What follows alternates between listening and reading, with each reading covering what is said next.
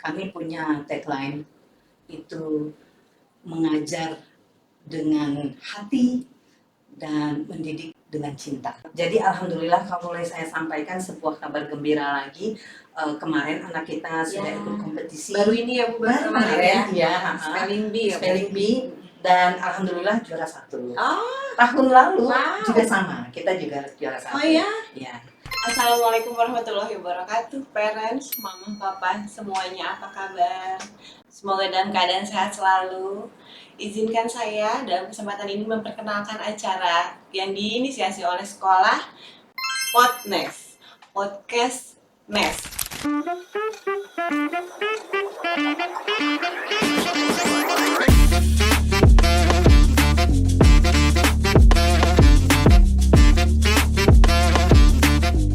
Dalam episode pertama ini, perkenalkan saya Indri dari Komite SDS Niaga Ekasari yang akan membawakan acara ini dengan narasumber perdana kita, Ibu Kepala Sekolah kita tercinta, Ibu Sri Monalisa. Assalamualaikum. Assalamualaikum warahmatullahi wabarakatuh. Sehat Ibu? Alhamdulillah, Alhamdulillah baik. sehat. Terima kasih atas waktunya, kesempatannya untuk berbicara, ngobrol-ngobrol sedikit ya Bu. Ya. Pertama, silakan Ibu memperkenalkan diri biar kita kenal sama Bu Mona, kenal lebih dalam lagi. Baik. Terima kasih. Assalamualaikum warahmatullahi wabarakatuh, Bapak dan Ibu semuanya. Perkenalkan saya Ibu Sri Monalisa. Biasanya anak-anak ataupun rekan-rekan guru memanggil saya Ibu Mona. Saya di sini adalah sebagai kepala sekolah SDS Niaga Ekasari. Pada kesempatan ini saya ingin menjelaskan kepada Bapak dan Ibu semua latar belakang saya. Saya dari Sekolah Pendidikan Guru. Kalau dulu itu SPG itu setara dengan SMA, tapi sekarang SPG sudah tidak ada. Saya itu lulus tahun 1989. Kemudian saya langsung hijrah ke Jakarta dengan niatan akan melanjutkan kuliah saya. Karena kebetulan memang saya juga dari awal berkeinginan untuk menjadi guru dan ingin melanjutkan sekolah di ibu kota. Nah, qadarullahnya saya itu ditawarkan mengajar di sekolah Islam di daerah Blok S. Nah, dari sana padahal waktu itu saya masih sangat muda sekali, masih berumur, lulusnya 18 tahun waktu itu. Nah, kemudian setelah saya mengajar, barulah kemudian saya melanjutkan pendidikan di universitas, mengambil pendidikan bahasa Inggris. Ya, itu latar belakang saya. Itu udah puluhan tahun yang lalu ya? Sudah puluhan ya. Berarti Ibu join di bergabung di sekolah Niaga Ekasari itu kira-kira tahun berapa tuh Bu? Terus pada saat itu kondisinya sekolah ini dalam keadaan seperti apa kondisi pada zamannya itu, pada masa itu? Baik. Jadi saya bergabung di Niaga Ekasari itu sekitar tahun 2008. Oh, 2008. Ya. Oke. 2008.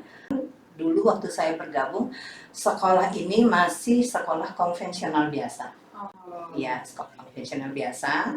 Artinya sama halnya dengan sekolah-sekolah di SD yang lain. Berbasis umum ya? Berbasis umum, sekolah nasional ya. Seperti itu.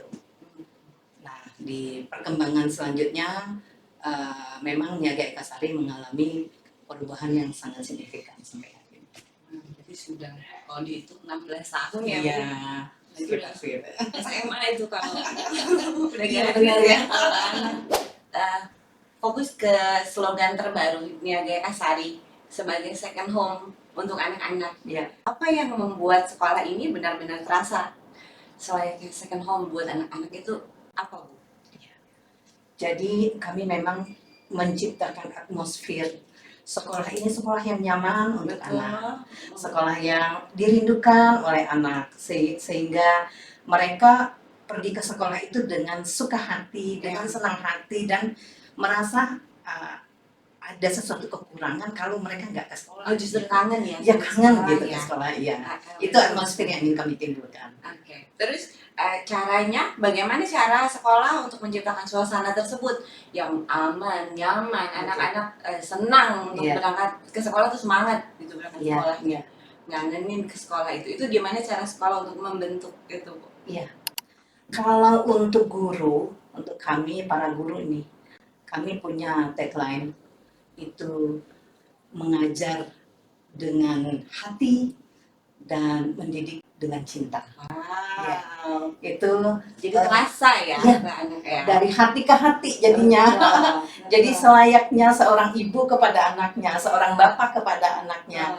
Jadi anak-anak itu kepada gurunya benar-benar selayaknya mereka bagaimana ke orang tuanya. Jadi tidak ada sungkan untuk bertanya. Kemudian juga ketika diarahkan mereka menerima gitu. Dan kami selalu berusaha untuk selalu mendampingi anak dalam kegiatan apapun. Oke. Tentang sekolah ini yang inklusif ya, Bu. Iya. Jadi keberagaman siswa yang hadir di sekolahnya Iya, Sari itu iya. latar belakangnya semuanya berbeda-beda. Ibu bisa ceritakan gimana menanganinya keberagaman di siswa di sekolah ini? Iya. Jadi memang begitu saya bergabung di Niaga tahun 2008 itu, Niaga sudah menjadi sekolah inklusif. Artinya kami masih mengakomodir anak-anak yang berkebutuhan khusus, anak-anak spesial, tentu saja dengan dengan taraf yang tertentu. Ya. Namun dari dulu pun saya masuk ke Niaga itu sudah terkenal, katanya begini, saya pernah dengar sendiri dari orang tua murid menyampaikan bahwa kalau anaknya bandel, kalau anaknya susah diajar, masukin Niaga aja.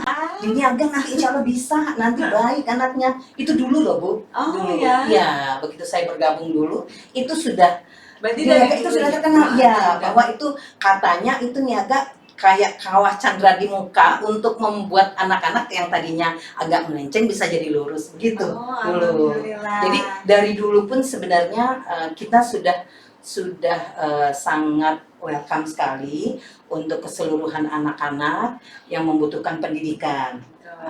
Juga khusus juga untuk anak-anak yang berkebutuhan khusus atau anak-anak istimewa. Tapi memang ada limitnya, artinya kita tidak bisa juga menerima mereka dalam jumlah yang besar karena keterbatasan dari tenaga profesional kita. Untuk memastikan setiap anak diterima dan didukung di lingkungan sekolah ini, bagaimana Niaga Sari, guru-guru dan lingkungan menerapkannya? Ya, alhamdulillah sejauh ini berjalan baik, Ibu. Jadi kami tidak membedakan mereka dalam suatu event ataupun dalam kegiatan ataupun dalam kegiatan di kelas. Guru-guru itu memberikan perhatian yang sama, tidak dibedakan. Sembari itu kami juga mengajak anak-anak, mengajarkan mereka bahwa kita manusia itu berbeda-beda, ada kelebihan, ada kekurangan, dan kita harus menerima itu. Sehingga yang tercipta sekarang, anak-anak mungkin ibu-ibu bisa lihat, mereka sangat welcome dan menerima sekali dengan teman-temannya yang memang sedikit berbeda. Dan anak-anak istimewa ini juga tidak merasa dikucilkan atau tidak ditemani. Faktanya mereka nyaman saja. Selalu dilibatkan dalam setiap kegiatan, acara maupun keseharian di kelas ya. Betul. Niaga Sari mulai gencar menerapkan bilingualnya. Ya. Oke. Penerapannya di kelas dalam keseharian itu bagaimana, Bu? Baik. Jadi saya boleh jelaskan di sini bahwa karena kami sudah membuat keinginan untuk berubah menjadi lebih baik, harapannya suatu saat kita go internasional. Tapi step pertama kita bilingual dulu. Nah, bagaimana caranya kita bisa meng-create sekolah ini menjadi sekolah bilingual? Kalau untuk guru, kami selalu mengadakan pelatihan yang tidak pernah berhenti.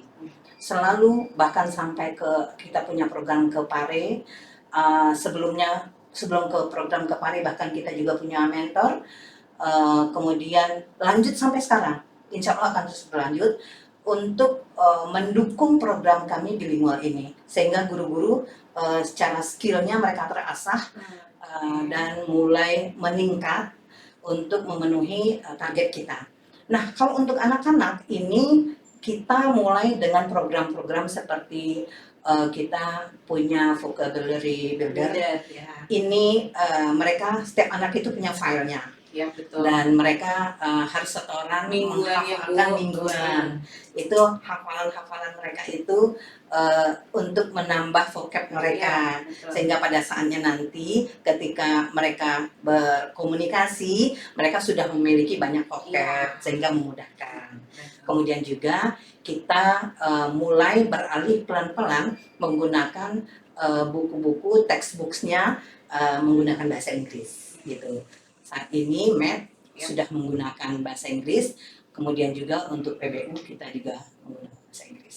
Bagaimana sekolah membantu anak-anak siswa-siswinya untuk beradaptasi dengan bilingual ini, Bu? Ya. Karena anak-anak juga kan pasti ada kayak biasa math dengan bahasa Indonesia, tiba-tiba mathnya dirubah dengan bahasa Inggris.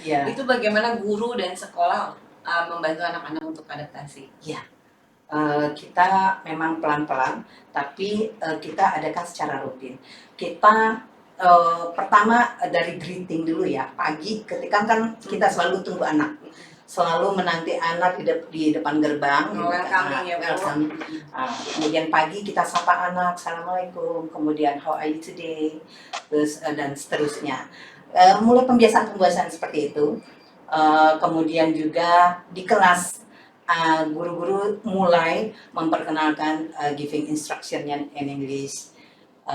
Kemudian juga anak-anak asking permission-nya kita ajarkan dalam bahasa Inggris. Nah, jadi hal-hal yang kayak begitu keseharian saja. Kecil-kecil ya, tapi kita tingkatkan setiap tahun kita tingkatkan ya, sampai insya Allah nanti suatu saat materi itu kita akan berikan dalam bahasa Inggris. Kalau sekarang kan memang masih bahasa Inggris kemudian Indonesia untuk membantu pemahaman anak. Namun anak juga sekarang sudah mulai terbiasa, apalagi program kita banyak. Kalau mungkin Ibu notice kemarin kita sudah mengumumkan juga English Ambassador per kelas. Ya, itu kita berikan setiap bulan. Nah, itu kita berikan penghargaan kepada anak untuk memotivasi anak untuk mereka selalu mulai conversation-nya dengan gurunya, dengan temannya, dengan siapapun di lingkungan sekolah, even di kantin juga mereka bisa menggunakan bahasa Inggris. Untuk meningkatkan kemampuan anak-anak juga ya, Bu. Membiasakan mereka. Terus tadi kan udah cerita sedikit ya, Bu, tentang pelatihan untuk guru-guru. Itu kan termasuk dalam usaha untuk meningkatkan kualitas sumber daya guru ya. Ada upaya apa lagi dari sekolah untuk bilingual ini? Bilingual ini kami sebenarnya punya target. Target kita itu seperti yang saya sampaikan, untuk beberapa tahun ke depan kita maunya go internasional. Namun step by step. Nah, itu kalau untuk guru-guru ini pressure-nya lumayan besar juga, Bu. Karena kita sudah mengadakan pelatihan setiap hari, otomatis guru-guru dituntut untuk juga berbicaranya menggunakan harus banyak menggunakan bahasa Inggris. Ya, jadi kita ada program after school juga sih sebenarnya. Artinya setelah sekolah baru boleh kita menggunakan bahasa Indonesia. Walaupun sekarang belum full seperti itu, tapi sudah sedikit ya, Bu. Sudah banyak. Jadi kosa-kosa kata yang kita punya mulai kita terapkan seperti itu. Kalau untuk kedepannya, Bu, kira-kira apa lagi upaya dari sekolah yang akan dilakukan dalam hal bilingual ini?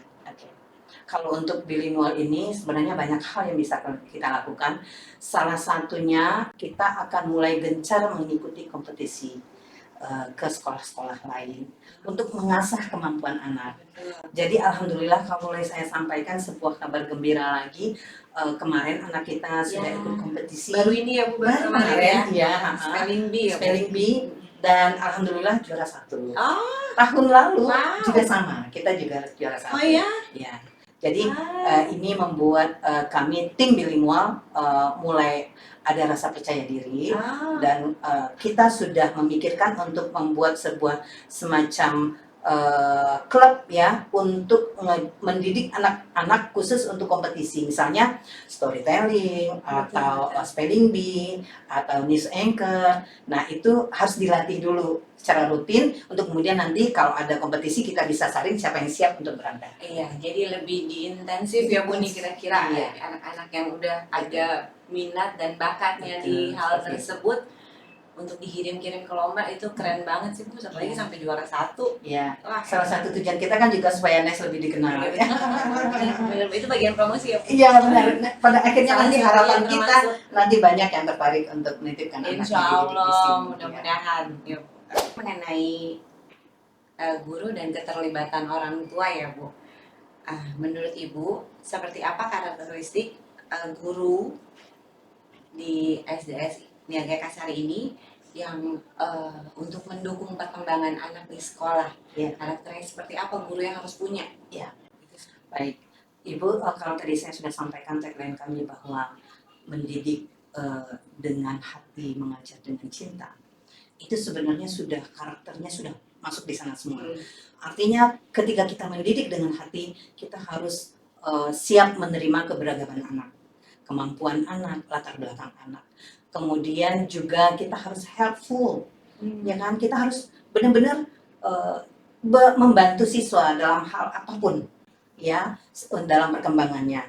Kemudian yang juga yang pasti adalah guru itu harus friendly, harus sangat ramah dengan anak, harus sangat menyatu dengan anak sehingga chemistry antara guru dan murid itu terbangun ya Bu. Iya. Tapi memang gitu sih kayaknya gurunya lovable ya Bu. Iya. Anak-anak pun ada kedekatan dengan misalnya wali kelas atau guru Iya. mapel ya. Iya. Kalau ditanya pasti ada guru favorit, mereka pasti akan Pasti. jawab ada masing-masing beda-beda. Pasti. Karena Iya. kedekatan dengan gurunya sudah terjalin.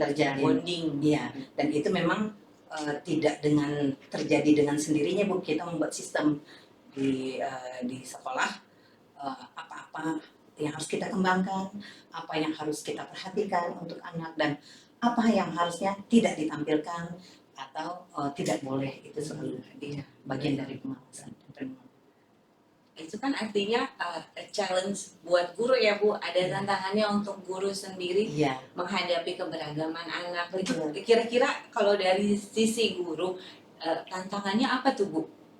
Untuk keberagaman anak? Iya, untuk menghadapi anak yang beragam ini kan tetap harus loving, caring ke anak-anak, dan itu dari gurunya mereka kayaknya challenge-nya, aduh kayaknya ini agak sulit, tantangannya di mana?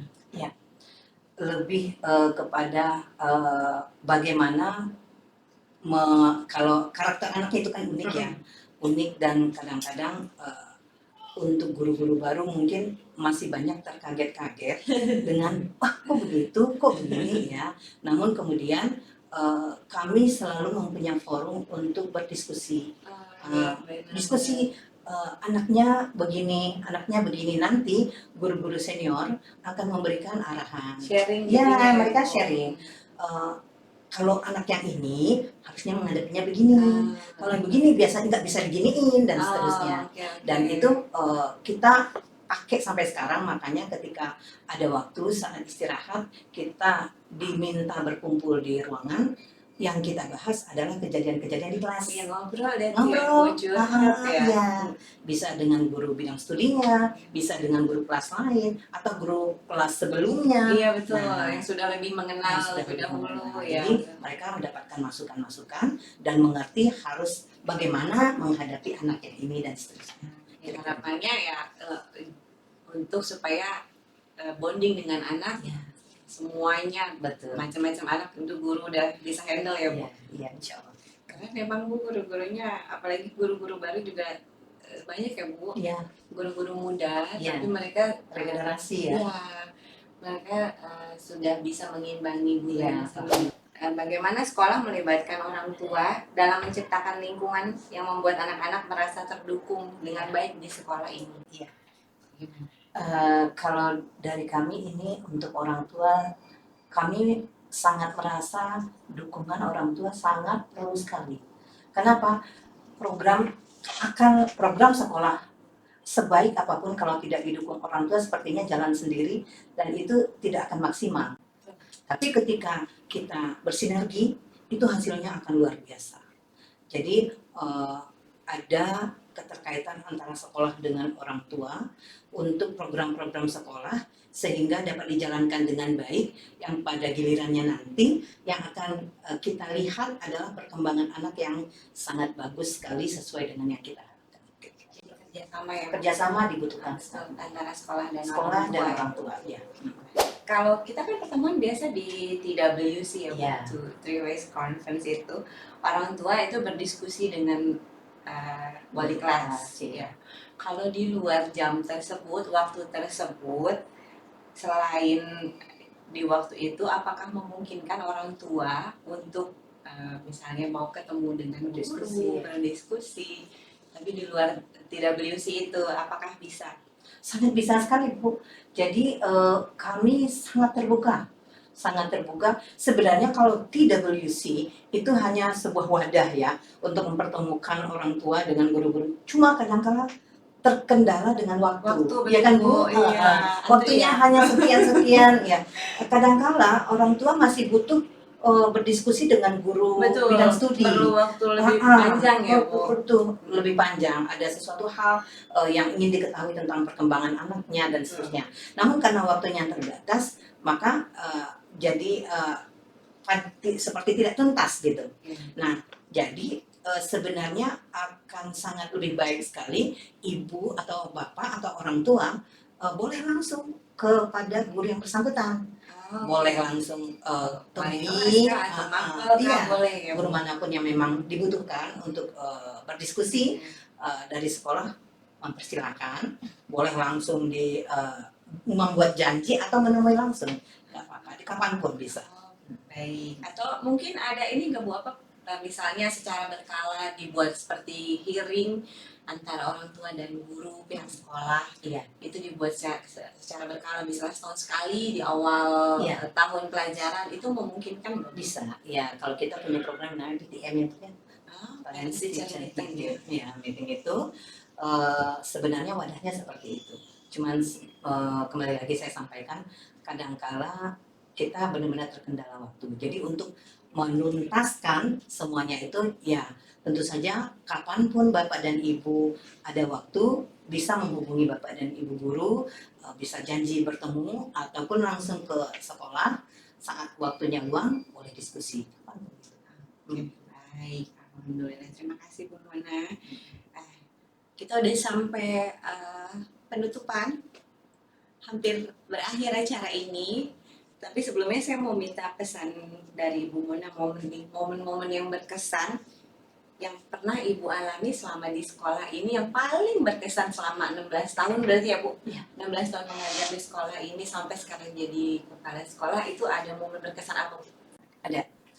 Sekitar 2 tahun yang lalu, itu saya rasa itu sebuah momen yang sangat berkesan buat saya. Jadi ketika itu kami mulai mencanangkan ingin menerapkan program bilingual.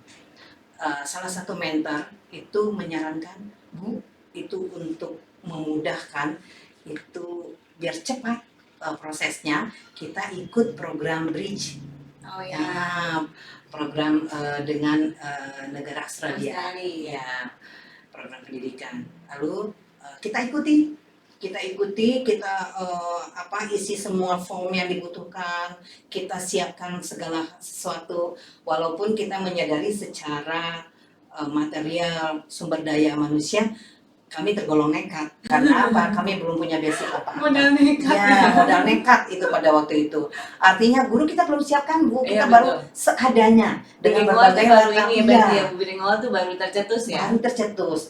Sudah ditantang untuk ikut gitu. Ini programnya internasional lagi ya kan Bu gitu. Sama Australia. Jadi guru-guru kan latar belakangnya berbeda-beda. Tidak semuanya dari pendidikan bahasa Inggris. Bahkan banyak juga yang istilahnya agak sedikit anti dengan bahasa Inggris itu ya awalnya ya Bu. Nah, kita ikut. Setelah kita ikut, kita isi formnya, kemudian kita wawancara, kita semua siapkan apapun yang diminta.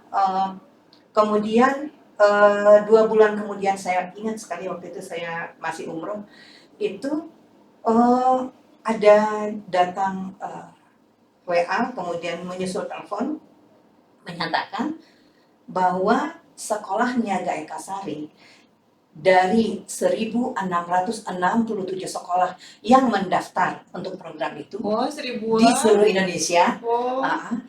Niaga Ekasari dinyatakan masuk 20 besar. Masya Allah luar biasa.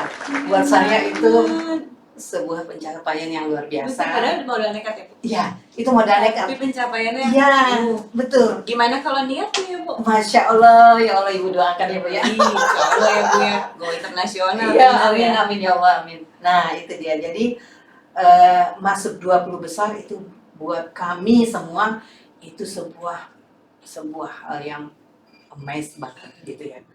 Dan akhirnya membuat kami yakin bahwa kita bisa.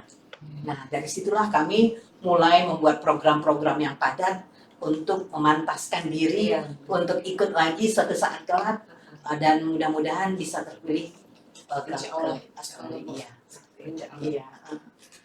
Ibu ada pesan nggak untuk guru-guru yang ada di bawah Ibu nih, di bimbingan Ibu, pesan-pesan untuk mereka dalam menghadapi siswa-siswi kita ini gimana? Untuk teman-teman guru, pesan dari saya, jangan pernah menyerah, jangan pernah lelah. Ini jalan jihad kita.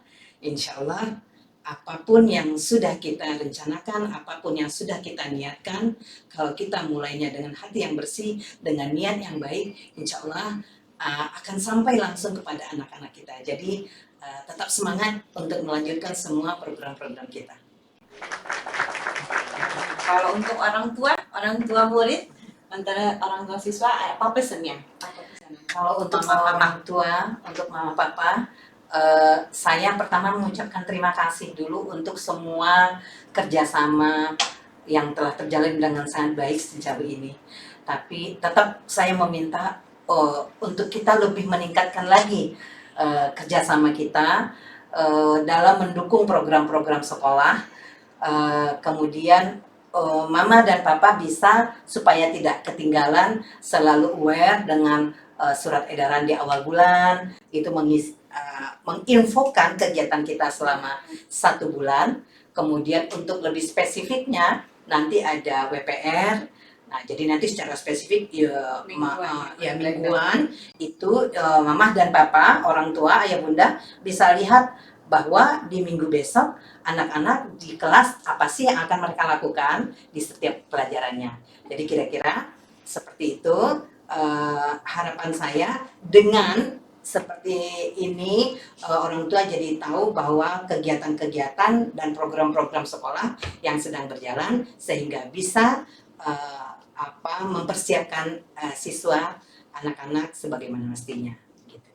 Baik. Terakhir sebelum kita masuk ke penutupan, ada pesan untuk calon siswa-siswa yang mau masuk nih, untuk orang tuanya.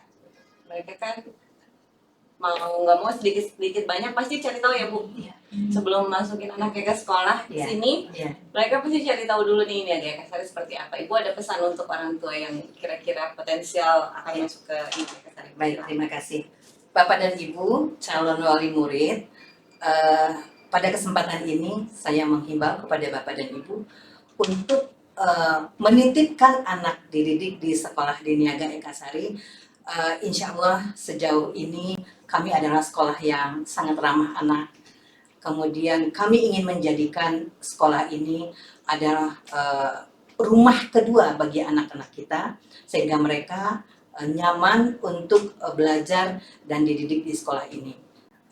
Ditunggu. Sudah selesai, berakhir interview. Terima kasih. Dengan Ibu Mona, ngobrol-ngobrol sedikit sama kepala sekolah kita. Ibu terima kasih banyak waktunya ya Ibu. Iya. Maaf mengganggu kegiatannya, ini pasti ada ditunggu nih sebenarnya Ibu nih. Oke, dengan ini saya tutup. Saya akhiri podcast episode perdana ini. Ditunggu episode-episode selanjutnya dengan pembahasan yang lain yang nggak kalah serunya. Oke.